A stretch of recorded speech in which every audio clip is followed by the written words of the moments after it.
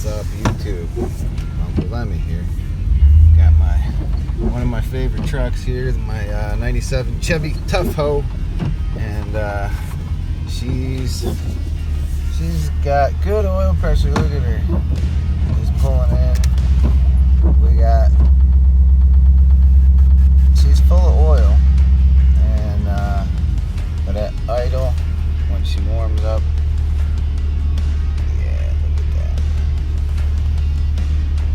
295,000, and I know what that is. Put her in neutral, she'll come up a little bit. It's not the sensor. I've changed multiple sensors. She makes the oil pressure, but anyway, I'll let you know what all I've done so far here. Alright, so now as you can see, maybe we're getting a cold start here. We're getting 60 pounds. So it's definitely due to the cam bearings being worn out, because I've changed everything else in this. I've changed the radiator, changed the lines, obviously the oil pump, I changed the sensor. No matter what I did, I still was getting zero oil pressure when she warmed up. So come to find out, cam bearings must be pretty worn out, because she's just getting too much blow by. Because it'll start ticking obviously when you're down at zero, but you don't need oil pressure in a 350 Chevy. Still will run. Alright, so our buddy Will at Ideal Transmission and Auto, he rebuilt this transmission for us. He put in the beast because this tranny was pretty worn out, so we're getting ready to put in the motor. So on this series, we've got the Tahoe, which I call it the Tough Hoe, because it's going to be I did like 3/4 ton, somewhat 1 ton swaps on it. It's got an oil pressure issue where when she warms up, from what I've heard from guys smarter than myself, is they say what's going on is when it warms up, the oil is bypassing the cam bearings. Because I've switched the radiator, I've switched the lines, I've switched the bypass valve, I did everything that I could besides put in a different motor. So that's what we're getting ready to do now, because I don't want to be out overlanding with the transmission that's tired, and with an engine that the oil pressure starts ticking because the oil pressure is so low. So anyway, we're gonna pull this motor out. It runs great. It just, from the sounds of it, just needs cam bearings and stuff. But besides that, no big deal. And I recommend putting it on plywood, and if you work out in the dirt like we do, but just that way you can roll things around and slide around instead of being in the mud. But we're gonna get the coolant drain, start unhooking the wires, but I'm gonna try to have it to where you guys can, at least see some of the process. But we got a lot of work to do. Cut it off. We got a lot of work to do, so I'm gonna try to keep the video somewhat to a minimal here. Alright, so the goal here is to get the fluids drained, like I was saying, get the batteries unhooked. You don't want no power at all. So one of the first things I recommend is get your batteries out, get your coolant out, drain any of the fluids, depending if you're doing the trans or if you're doing the motor. Sometimes guys obviously will just only pull the motor, so sometimes you don't need to take the front end off. We're going to take the hood and probably the whole front end, because I got some turn signal wiring issues here, there, whatever, and I don't want to keep having those issues. So let's fix it all now. So we're going to get this hood off and start getting after it. Now, in order to get this hood off, I've got these spotlights, stitch lights. I like to have those there. I thought it was kind of silly at first when I seen people doing it, punching holes in your hood, but it's better than having a leak up top where light bars go a lot of times. And then in the grill, it gets hot in there. You're going to block off your air flow too. So I don't really recommend putting lights where you see where a lot of people do. So honestly, one of the best places is either up there or down. You know, they're gonna get crunched, but you know, anywhere you're blocking your radiator is never a good idea for fog lights. So, and then in order to do these ones, these are pretty sweet. They you really don't have any wire, just get power to them, and you just have to unplug. So we're just gonna unplug these wires from here, and that's unhooked. And then I think I just have a ground over there to unhook, and then we'll just take out the couple hood bolts. And I recommend, a lot of guys say to, you know, draw a circle around it or mark it or whatever. But you'll see the wear line or whatnot. So you don't always have to mark them, because it's not that hard to adjust your hood just a little bit, you know. All right, just an update, since I'm not going to do a lot of live footage of the stuff because it's kind of boring and it's pretty self-explanatory. But you're going to have covers. You know, get your batteries out, or battery. Most vehicles only have the one. I have two batteries in this, and I can go into that later and why. But you'll have this cover down underneath it here, and you got to remove that. Your fan shroud, you'll have to remove that. There's a bunch of 10mm bolts. You have to get your fan. And then you just have to start going through your wires. This air box, I'll probably set up a camera so you guys can see how I take the air box off. But I know, looking at it, you're like, where do you start? There's so many wires and hoses, and there's no way I can do this job. Well, yes, you can. If Uncle Lemmy can do this job, you can do this job. You just need to know what steps you need to do in order. And you don't even have to do them in order, you know. You just gotta kind of follow some things and then go at it. So, you know, like follow as in like drain coolant, unhook power, you know, drain fluids, unhook wires and throttle cables. But we'll go into that here a little bit more in just a second. So stay tuned. So now if you're having an issue with your fan, trying to get your fan off, I've used an 1.5-inch wrench. It's probably not the right size, but I don't have a ton of real big wrenches. So anyway, 1.5 inch seems to work. But if you would, sir, please grab that wrench and hammer. So I leave the belt on to help me get the fan off, because usually this little trick helps get the fan off pretty easy. Most fellers already know how to work on stuff. But if you don't know, this is an easy trick to break it free. But put your wrench on and kind of push her lefty-loosey a little, and then take your little Slug-O-Matic and give her a tap lefty-loosey. So go ahead, see if you can break it free.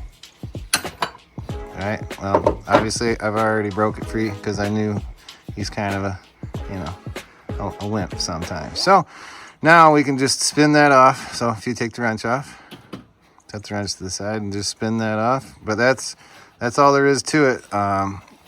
And if that doesn't pop like that, try to have somebody hold your pulley, and that way it'll give it a little more friction. So when you schwack it, she'll spin free.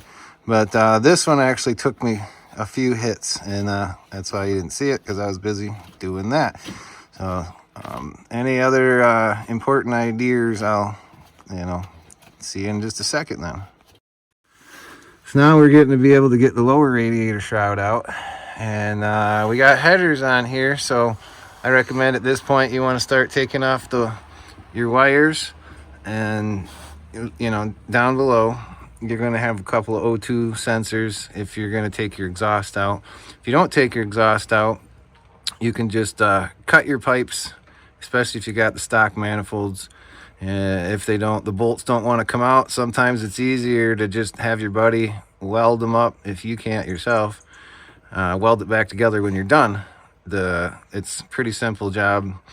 But anyway, it's just around the collector area down where your pipes come out. Just cut it down there. It'll save you a ton of time instead of trying to unbolt it and spend all day at that. So we're going to unbolt these headers. I'll probably leave it together. I don't know. I haven't figured out how I'm going to do this yet. But sometimes you can just push your exhaust manifolds to the side. Power steering tip, the way I'll do it is I'll take a lot of the accessories off the front, as you'll see here in a little bit, but I usually leave the power steering pump hooked up to the steering gearbox. Just set it to the side, so that way you don't have to bleed it and go through all of that, because that's going to just get reused, right? So let's get after it. So first off, we'll get the top of the engine taken care of, so we got to get this air cleaner off. So you got a couple of wires. You got your temp sensor, mass airflow sensor, MAF. Not gonna pretend to know all the names of this stuff, not that you need to either, but you know, you just need to kind of know where to start, right? So I'm just here to try to help you along on this. So unhook this. You got to make sure this is very well sealed up. You don't want to be sucking any air and getting dirt in there. So when you put it all back together, make sure you seal this up pretty good. Now over here underneath this one, I have it to where I can take the whole thing out, but sometimes you might have to have a bolt underneath there that you might have to get out. So grab it from the back here and pull up, unhook, and then we'll lift this whole thing out.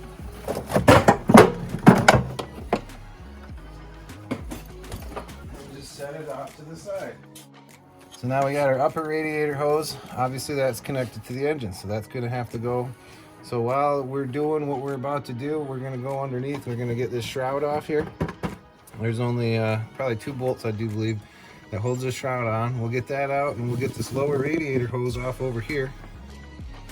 And down here, we'll be able to drain the coolant. Sometimes there's a little valve you can open and just drain it that way. We'll see when we get under there. I don't remember on this truck. And then it's just real simple things, like the coolant needs to get disconnected here and here. And then the wiring, you'd think, where do I start? Well, just follow the wires along, and where it connects, you disconnect. Okay, so like up here, this is already disconnected.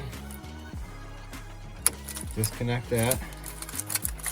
And if you don't know, you know, take pictures, lots of pictures, and even any video will help. But you're gonna have a ground here. You're gonna wanna unhook your ground up top. So you'll have a ground up top, you'll have a ground in the back, and you'll have a ground down under here typically as well. So you always wanna make sure you unhook any wires. On your diesels, you're gonna have more grounds back over in this corner as well, below the wiper motor. So we're just gonna start going through and unhooking anything that's hooked up. And don't be afraid of not being able to figure out where it goes, because guess what? Look at these plugs. On most vehicles, most makes, most models, how you gonna screw those 3 up? You're not. And they all go to the same place, okay? So they're all different for the most part. You really don't have to worry. So just self-confidence is the majority of most jobs. You just got to have the confidence to tack it and make it happen, right? So let's make it happen. Now you got your go faster pedal. It's hooked to here, right? So this is a pretty simple, I like to lift the butterfly up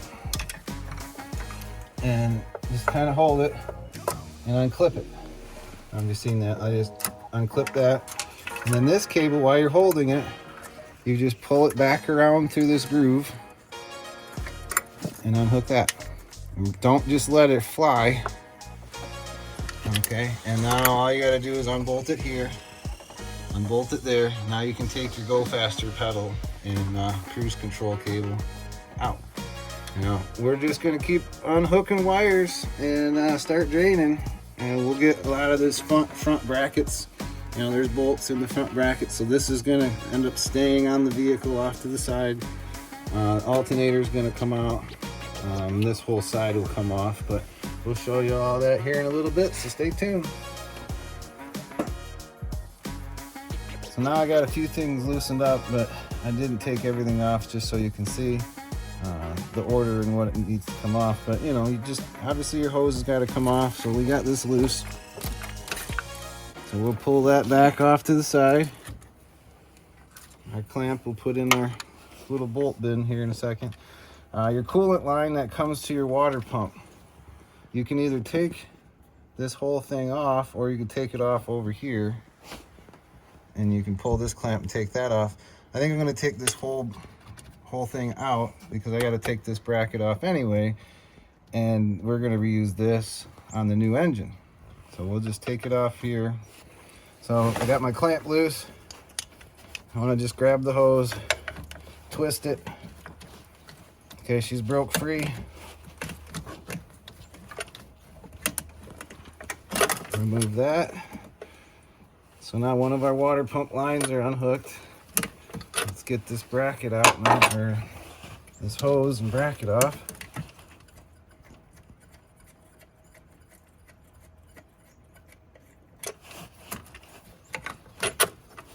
So now there's one line. This other one's really simple. A lot of times you just squeeze it right here, and I didn't set this up. I bet it's going to come out because obviously it's new. Because this is a common leak place. So if you have these engines, I recommend you change this coolant line here. But squeeze that, pull it out. Don't lose these. Like I just almost did. Put those back on here. Because if this O-ring's not in there, guess what? It's going to leak. So we'll push these two to the side. Now this leaves us our alternator. Come up higher where you can see down here. Can you see this boot? There's a boot, back of the alternator. Might be a little different on your model. You're gonna also have a power plug, which is over right back here. Just pull back on this tab. Here, give me that. Pull back on this tab. Pull that off the alternator, and we gotta get a wrench on here. But for the most part, you know, our wiring, I got this unhooked here, so now you can literally just start pulling the wires off of the engine, you know, and start working them back. And then same over here, start unhooking these. Oh, we got wires that go down, remember, down there. So you bump the button there, sorry about that. So we're gonna set this off to the side. Woo, there we go. I like to sit up in here. Once you get that out, get your foot in here. Get your, you know, this is kind of a job you got to sit in here. But now we need to get the distributor cap off and the wires. That's up to you. You can unplug them. I like to mark the wire, you know, with a dot. Cylinder 1 dot. Cylinder 2, and so on. And then when you get to 5 and above, however you want to mark those is up to you. So get your wires off, get your cap off, because you're going to just crunch it when you're trying to get this out. And that'll give you room to get your firewall bolts back in the bell housing. So that's kind of the trickier spot, getting back in there. But we're moving along pretty good. Now one other tip we can show you here. You zoom back to, no, go to that right there. Yep, perfect. So to take your belt off, if you've never done this before, this is, you know, this is for someone that's never done this, but most guys know how to do this. Obviously you have a little square hole here. That's how you take your serpentine belt off. But a lot of times, especially if it's worn out, you can just push in on it. Okay, don't even need the tool. Now look up this top pulley. It's a smooth pulley, so you can just slide that off. And remember how it goes, but it's pretty simple, folks. If it's grooved, look up here. If it's grooved like that, it needs to be the groove side towards. So if it's smooth, if the pulley's smooth, hint, hint. Okay, folks, pretty self-explanatory. Water pump, same thing, smooth side, ribbed side on the water, on the power steering pump. So pretty simple up here. Again, the ribbed. So you know which way that you should put your belt on. So sorry for the lighting. I'm going to try to get some better lighting here. I'm just trying to film this as we go. So now up in here, we'll be able to get our accessories off. So you're going to have a few bolts. It might be easier for you to take your tensioner pulley here off, but a lot of times I just push it down, get the bolt out. And then once you get this out, you'll be able to get down at these last couple wires under there. You're going to have your crank position sensor and a ground, and maybe something else, I can't remember. But anyway, there's only a couple things down here that you're going to need to unhook, and then most of this wiring is already all done. So we'll see you in a minute. So now we've got some room where you can see a little better. While I'm here, I wanted to just show you. There's your motor mount. Really simple. So all we got is that motor mount bolt there, and then one on the other side, and that's all that's really holding the engine down. You're gonna have your bell housing bolts on your transmission, whether it's a manual or an automatic. Obviously your transmission meets back there, so now we're gonna have to start getting to the exhaust, the starter wires that are also down here on the other side of that motor mount. So I'll bring you guys under there so you can see that connection. Usually I just take the starter off and leave the wires on, set the starter to the side so I don't have to mess with the wires later. So that in the connections, and sometimes if you get these heavy power wires grounding out on something or shorting out, you're gonna have a fire. So you want to really be careful with your connections. Well, now it's getting windy and dark and snowing, but we're still going. Ain't scared. Ooh, there we go, back up. So I got, looks like one nut and 2 bolts that came out of here. The nut was on the back side of this, so that's obviously a stud. So this all sitting, just sitting here now.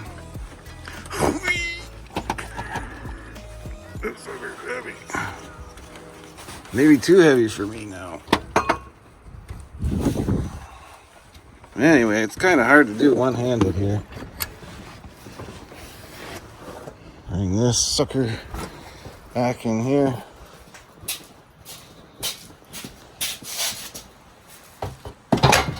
Just set them all off to the side, and make sure your fan, especially if it's one of the plastic ones, you put that baby off out of the way, because those break really easy.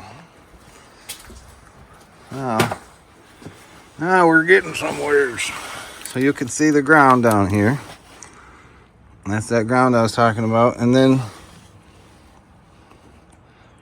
so there's the ground, and there's that crank position sensor. Let me see if I can get it from here. So there's a little tab.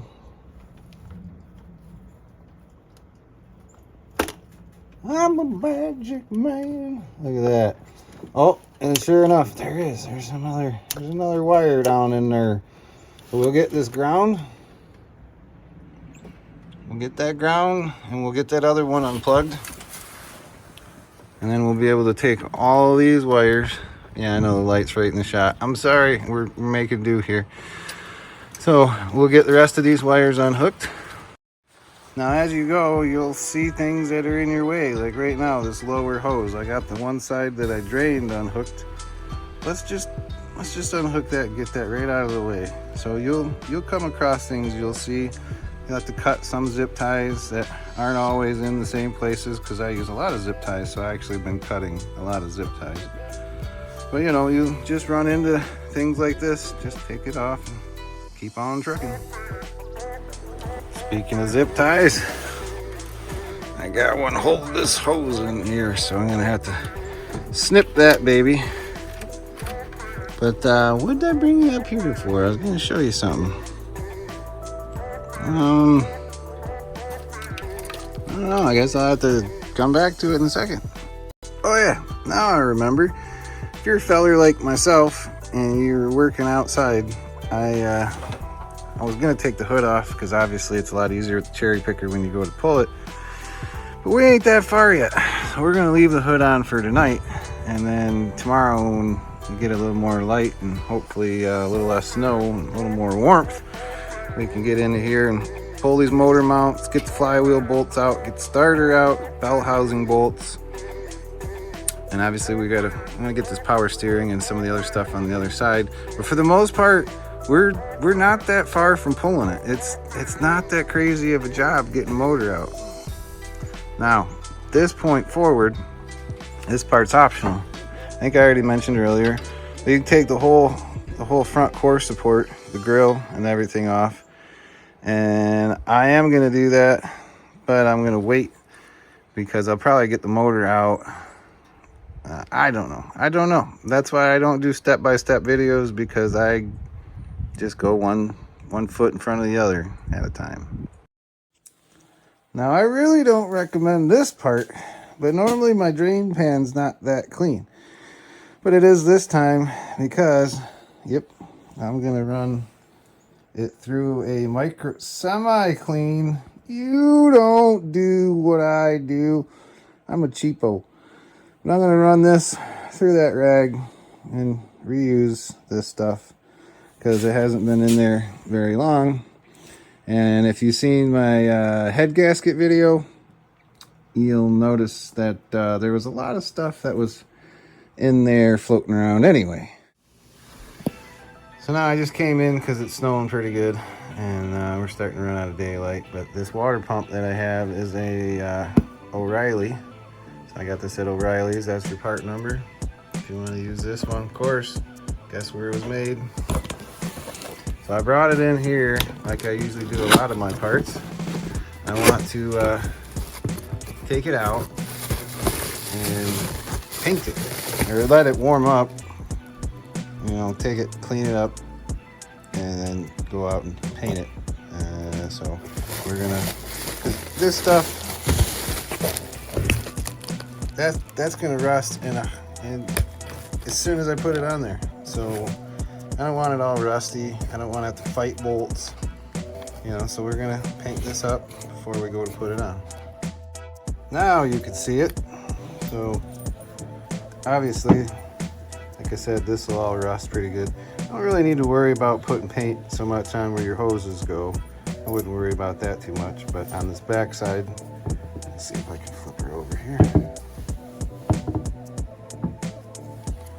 All right, so that'll rust out in no time, and everything will be good inside, but you know, it'll be no good because it's leaking through this tiny little tin thin. So just take your time, and I wouldn't paint, you know, your ceiling surfaces here. You know, put you a little bit of grease on there, put you a little bit of tape on there, you know, however you want to do that. But you know, just put some paint on it first. Oh, and I definitely recommend to use some kind of a high temp paint there, because it's gonna get pretty warm. And don't plug your weep hole. When these bearings and bushings get worn out, it seeps coolant out here to let you know your pump's shot before. So if you got a coolant leak, could be you just need a new water pump. So you better check on that, because you don't have a pump, you don't have an engine. Hey, good morning YouTube. We are back. So I got this water pump, took it in the house, let her warm up because it's cold outside here. But we got it painted it up. Just some high temp. All right, nothing super fancy. But I got 2 coats on. I did a coat last night. And getting the motor and everything out to where we can start to work on it. The lighting's terrible here, I apologize, but we're gonna get this water pump put on, and you're gonna get the hood off and start, you know, popping this all apart here. But we'll have the hood off, and today I should be able to set up a camera so you can actually kind of watch along some of it if I can use the footage. I'm still trying to figure out this new GoPro footage and how to add that all in, so bear with me. I'm learning as I go, so hopefully you guys are also, you know, kind of learning something as you go as well. I am definitely no expert at this stuff, but I do a bunch of different upgrades. I'll have a coming up pretty soon. I've got that redhead steering gearbox down there that I put in, plated the frame there. I went through and cut off all the suspension mounts and did a SAS solid axle swap to just a 10 bolt up front, leaf springs. And I got ORD is who I got that from. All right, so we're gonna get after it here with get some silicone, get these gaskets on. Before we do, I didn't put anything on here to keep the paint from sticking, so we're gonna take some brake cleaner from O'Reilly's. I go there, that's just kind of where I go. But anyway, no sponsors or nothing, but I buy it by the case because it's cheaper that way for me. And rags, you need rags to be cleaning a lot, so you know, I just buy them by the box. I buy a couple boxes because you know I tend to do this stuff quite a bit, so you got to keep stuff clean. So however you want to do it, you can get the red rags by 1,000 or whatever, but those ones have little fibers. Don't get me wrong, these will break down and leave little fibers, but the other cloth kind, they have dye in them. So some of them shop rags I don't really like. So I recommend, this is all recommendation stuff, folks. I'm not selling nothing here. This is just what I buy and what I use, just like this Permatex. This is great because usually you can just loosen this up and get this hardened up booger that's in there, and then push it out. I just use a little tool to push it out, and just something I had, a little rod. Here, let me grab it real quick. Where did I put it? Oh, here it is. Yeah, I just use a thing from a shelf, basically. Pop that out, because this stuff's expensive. And I mean, even these ones ain't cheap. So, you know, if you can reuse it and then being able to, is pretty nice too. So I definitely recommend this stuff. Like I says, these rags are working for me. You can do it however you want. And then this is the low VOC. So, you know, it's a little better, I guess. Now, let's get after it. With this water pump, you know, I'm just gonna put silicone in the gaskets on, but you could do it with it on the engine in the truck already. But I got it out, so I'm just gonna have it do it now. I'm not gonna add a ton of weight by doing this. So I'm just gonna add this just to have one less thing to do when we get it in. So again, you can do it however you want. This is what we're doing. Well, got it cleaned up, but then I realized I don't have my bolts in the engine over here. And I really don't feel like stealing the bolts out of the other water pump. But, you know, I just got to find the bolts. So we'll come back to that in a little while. Oh yeah, also, I made that plate already. Gasket is already on here. But we're just going to block this off because we're not going to be recirculating the engine's fumes back through the engine, basically. We don't want that, so we're just going to block this off. And I haven't tried this on the VORTEC. The distributor, I went through and spun her around till I seen the intake open, so she was taking fuel in. And then when she came back up and the valves closed, obviously she went bang. And then I said, "It's okay, little girl." But I set it to, you know, obviously number one.